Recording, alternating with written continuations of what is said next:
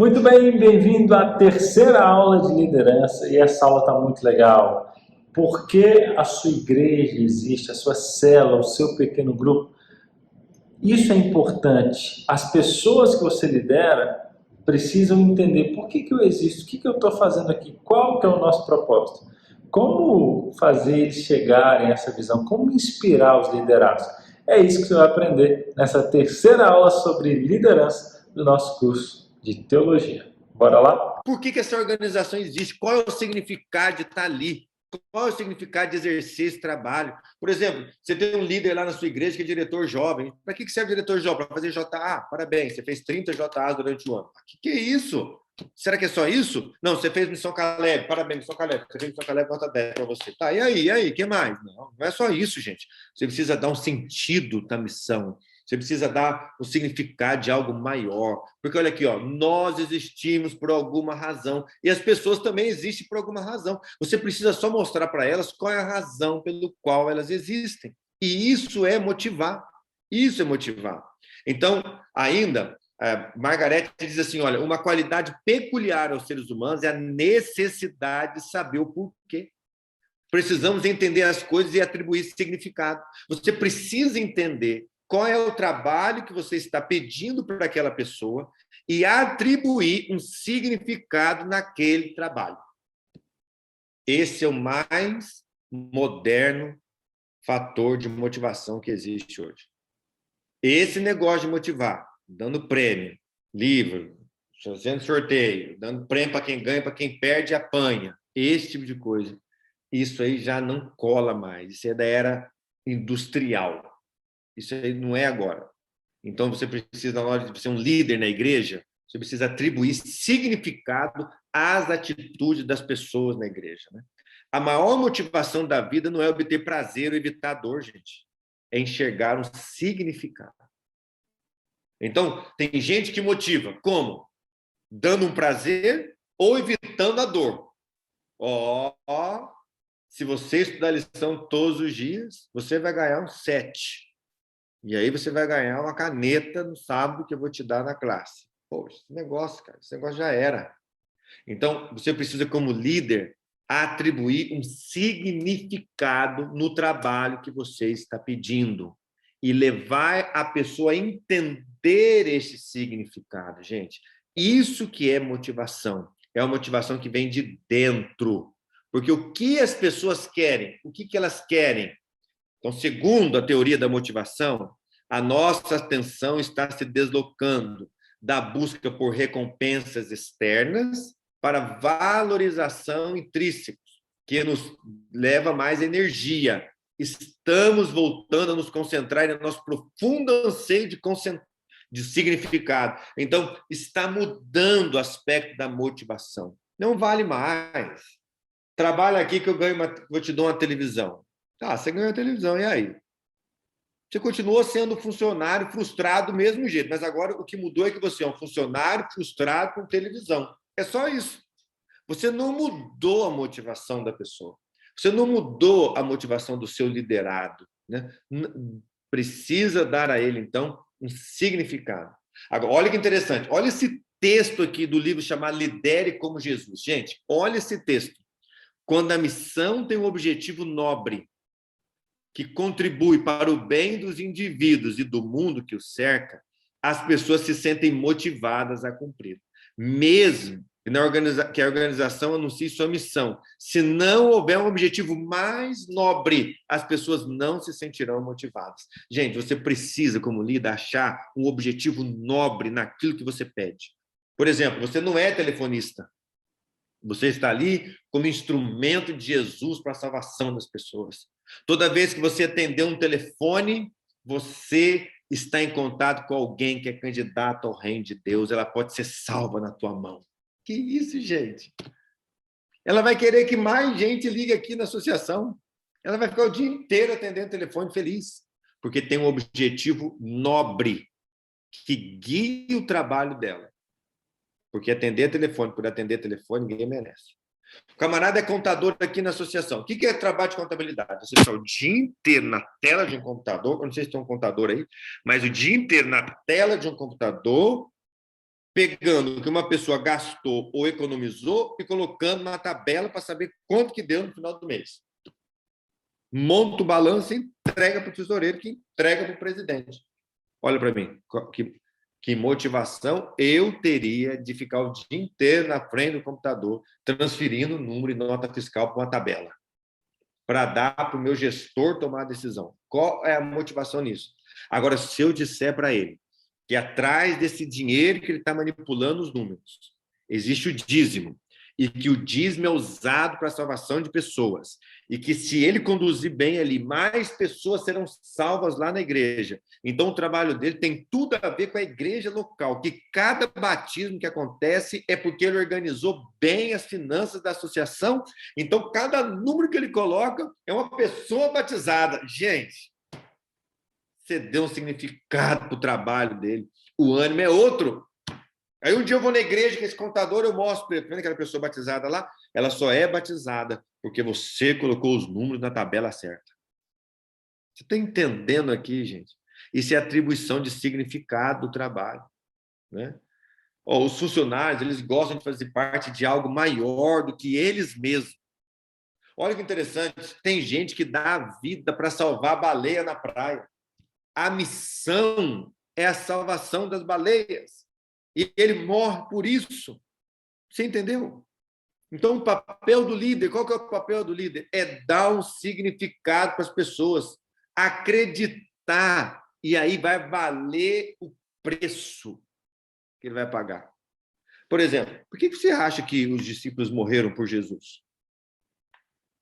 Porque eles encontraram em Jesus um significado maior do que eles mesmos. Algo maior do que eles mesmos.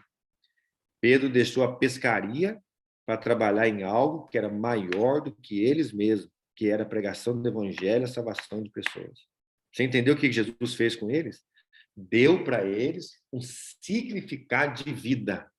E aí, quando Jesus subiu ao céu, gente, aqueles homens morreram em nome de Jesus. E morreria de novo se precisasse. E faria tudo de novo se precisasse. Você está entendendo? Porque eles encontraram uma razão pelo qual eles trabalhavam.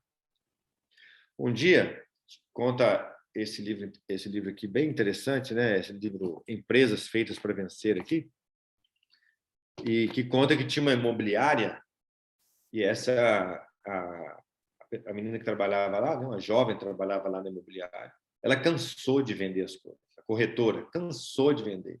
Só ficar vendendo casa aqui, fazendo negócio. Qual que é o significado disso aqui? Ficar vendendo as coisas, gente.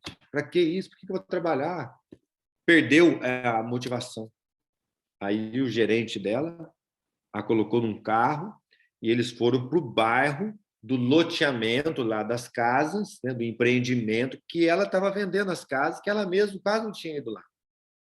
E já estava cheio de casas.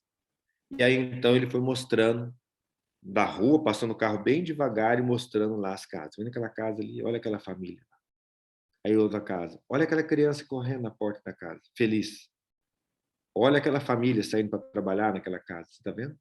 Foi passando casa em casa. No final, ele falou para ela, você não vende casa. Você muda o futuro das pessoas.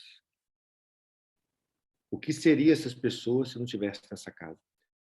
Você transforma vidas. É isso que você vende. A transformação de vidas. Você não só vende casa, não, tijolo. Só não vende tijolo e barro. Você transforma a vida das pessoas.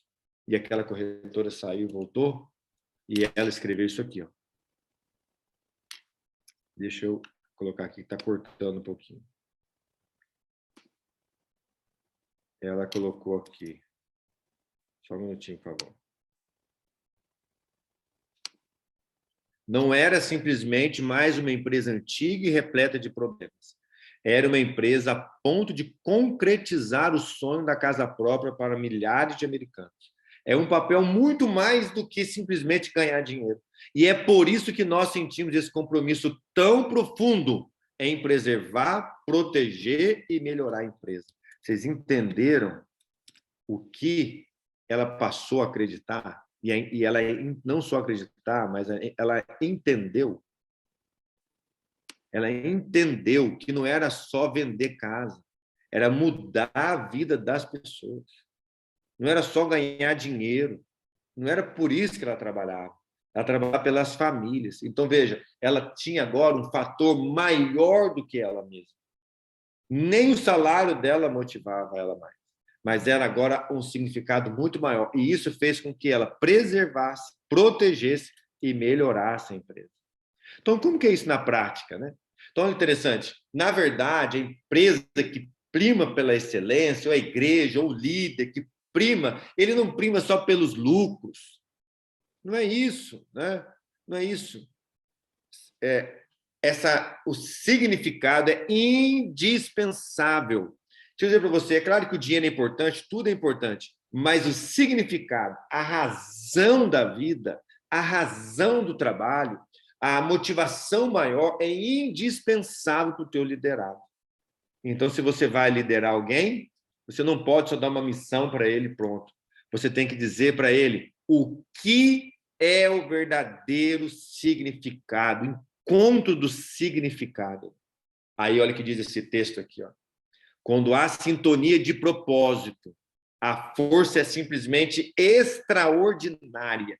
Quando todo mundo encontra o propósito da empresa que está trabalhando, encontra o propósito da igreja, da liderança, quando você consegue, como líder, alinhar os propósitos e num propósito maior do que nós mesmos, então a força é extraordinária, as pessoas se motivam, se desenvolvem, sabe, elas explodem ao mesmo tempo a sintonia do propósito pessoal com o coletivo. Há um negócio assim, vou usar um nome aqui, né, quase uma magia, assim, né, que liga as pessoas para cumprir aquele propósito, gente.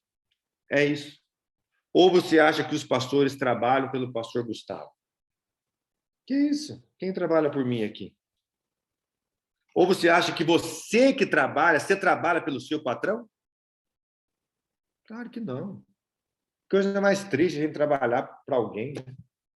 A gente tem que trabalhar por um propósito maior. Maior.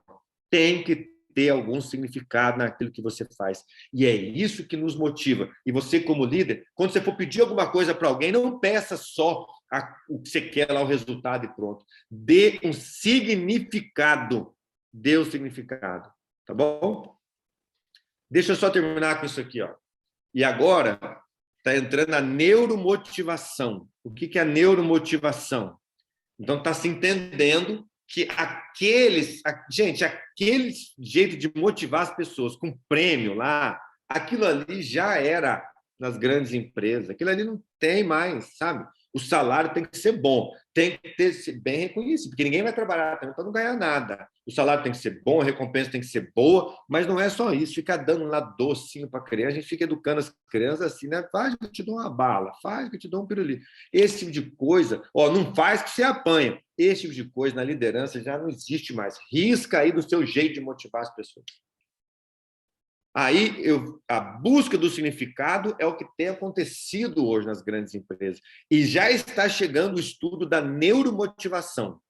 Então, estão descobrindo como o cérebro funciona e como que você pode trabalhar motivação no cérebro, já como ele funciona. Então, esse assunto eu não vou explorar muito, mas eu quero trazer aqui só o básico para você, que é o seguinte. Primeiro, o cérebro ele não funciona quando ele sofre ameaças. Tá? Ou seja, se você está lá, você é líder e você está dando trabalho para alguém e você ameaça, a partir do ponto da ameaça, o cérebro se coloca em posição de defesa.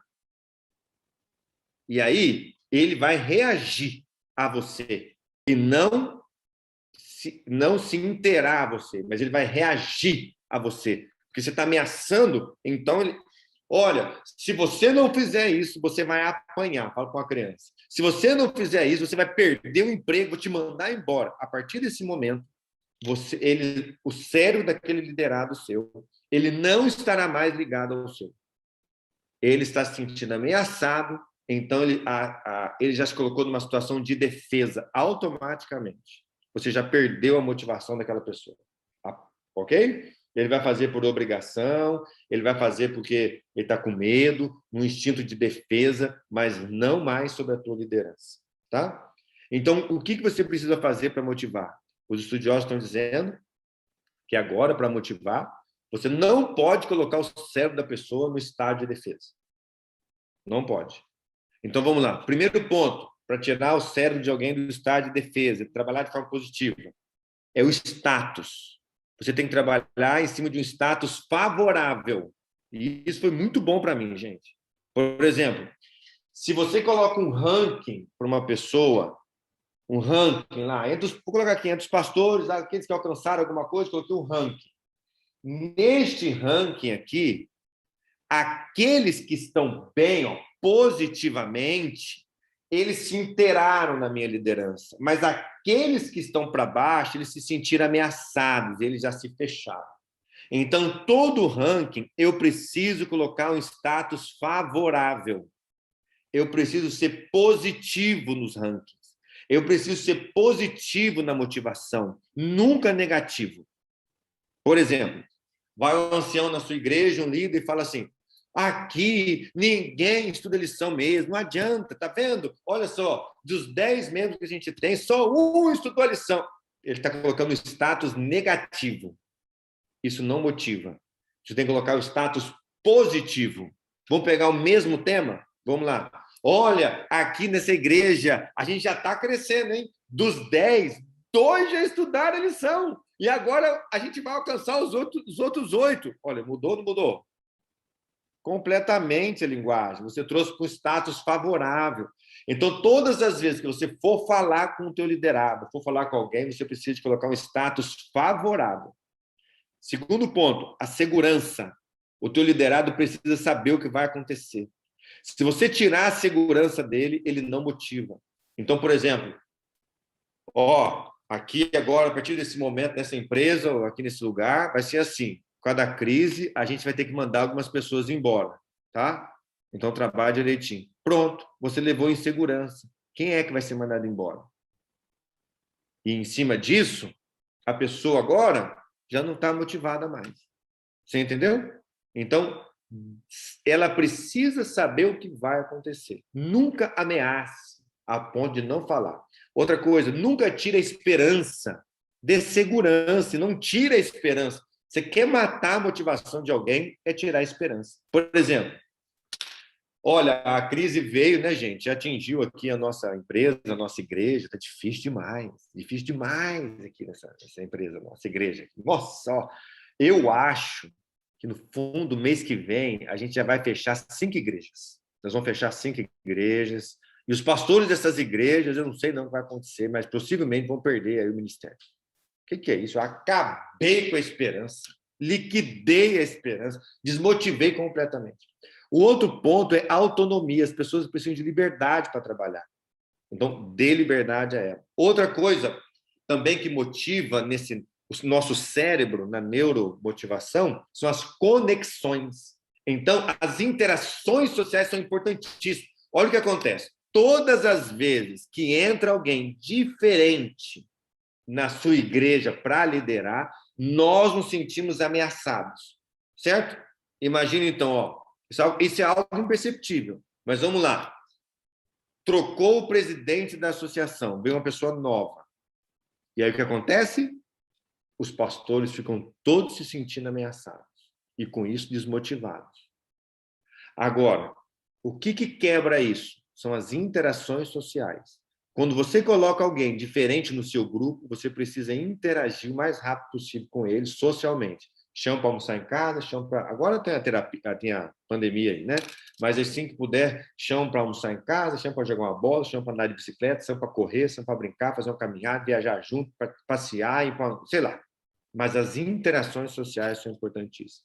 E uma outra coisa que o teu cérebro também se motiva ou não é a justiça. O líder precisa ser justo. Quando o liderado percebe que está sendo injustiçado, que você, como líder, está dando mais para um do que para outro, ele se sente desmotivado. O cérebro se sente desmotivado. Todos esses itens aqui, quando você atua de maneira a ignorar estes itens, o cérebro do teu liderado vai entrar no sistema de ameaça, de defesa, e aí ele parte para a desmotivação de seguir você. Então, quando você for liderar, lembre-se, sempre com status favorável. Lembre-se, sempre dê segurança. Lembre-se, sempre dê autonomia. Lembre-se, faça conexões, interações sociais e seja justo. E isso você vai ter uma pessoa com cérebro sem estar na defesa, sem se sentir ameaçado. Ele vai estar pronto a te ouvir e motivado a fazer o trabalho que você vai dar, então, a partir de hoje, significado a esse trabalho. Ok?